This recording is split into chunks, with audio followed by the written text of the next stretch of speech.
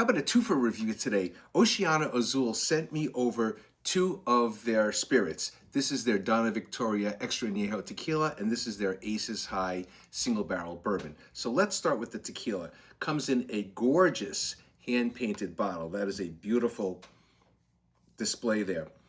Extra Añejo, according to the company, it's aged for over 5 years. That's a long time, and you can see that it's got that nice dark color.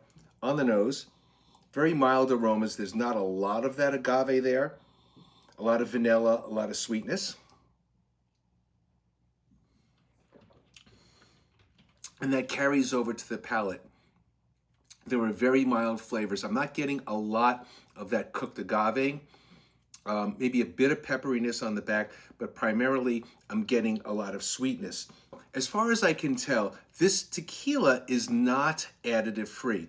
So you have to judge for yourself at this price point, which is around $150, depending, $130 to $150, how you feel about a tequila that has additives.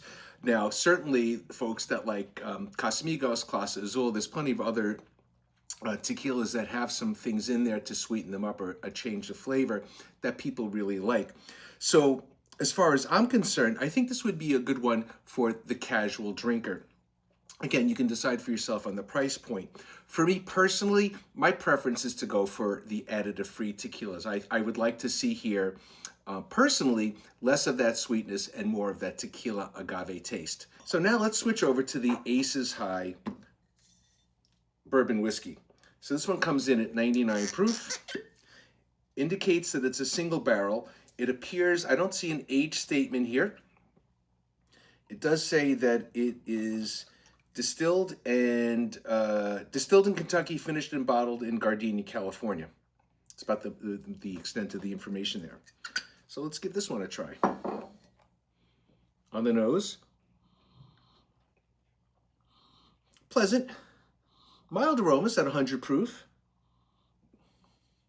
Get mostly sweetness.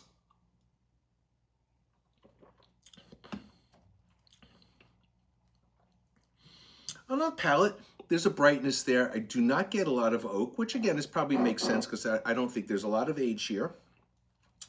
Kind of sweet, kind of a one-dimensional note, sweetness, not a lot of spice, a little bit of a thin mouthfeel. Really doesn't drink that 99 proof, which is surprising.